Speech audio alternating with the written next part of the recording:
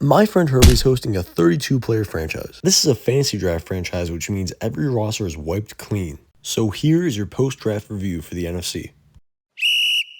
We're starting with the Eagles, who had a very interesting approach to the draft. They decided to go with 4 quarterbacks in the first 5 rounds, and Stetson Bennett didn't even end up making the 53-man roster. The only player that they have over 85 overall is Dak Prescott.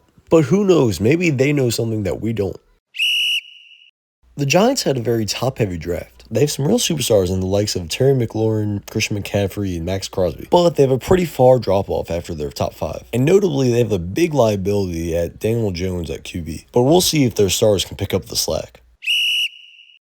Now, this is the first team that I'm going to have to disagree with the power rankings. While they do have a lot of holes on defense, I can really see this offense sneakily becoming one of the best in the league. With Bijan Robinson, a very solid wide receiver core, and a great O-line, this team can go far.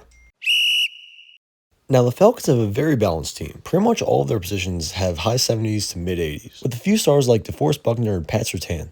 But I really think their success is going to come down to whether or not Bo Nix can produce. So they could definitely become a premier team in the league, but for now, they're middle of the pack. Now, this is a roster that I feel like should be lower in the power rankings. Sure, Sam Darnold, Chris Godwin, and Garrett Wilson can make some noise, but the interior O-line is going to look like Swiss cheese. Plus, that linebacking core is going to be a big weakness in the middle of the field. But with some really good coaching, I could be proven wrong. The Bucs landed possibly the best QB in the game in Josh Allen, along with a great nose tackle in Dexter Lawrence. But that's about it. So we're going to have to see if those two can carry the team. The Cardinals have a very solid team all around, with their key players being Joe Burrow, Jared Verse, and Jalen Carter. This roster alone is a playoff contender, but with great coaching, it could even be a Super Bowl contender. The Seahawks have a very good roster all around. Their wide receiver duo of Mike Evans and T. Higgins give them a great upside. However, I can see their running game holding them back, but this roster is a prime playoff contender. This is a very flashy team. Jordan Love, Jalen Waddle, Quinyon Mitchell are all primed to make splash plays. But will the non-stars be a liability? This team has potential for a Super Bowl, but one bad game in the playoffs could be their downfall. This is another flashy team, but with a more well-rounded defense. Jaden Daniels, DK Metcalf, and Travis Etienne will be a nasty trio to watch on offense. But the difference between them and the Saints is that it's going to be very hard to keep up with this offense against this defense. We would need to see an absolute coaching disaster for this team not to make the playoffs. Now, this is another team that I think should be a little lower on the list. Now, yes, this is a very explosive offense with Patrick Mahomes and Nico Collins. But the defense is a little concerning. I could see this team being a lot like the real-life Bengals. There's going to be a lot of very high-scoring games, but I'm not sure how many they're going to come out of with a win. But with that being said, they could definitely still make the playoffs.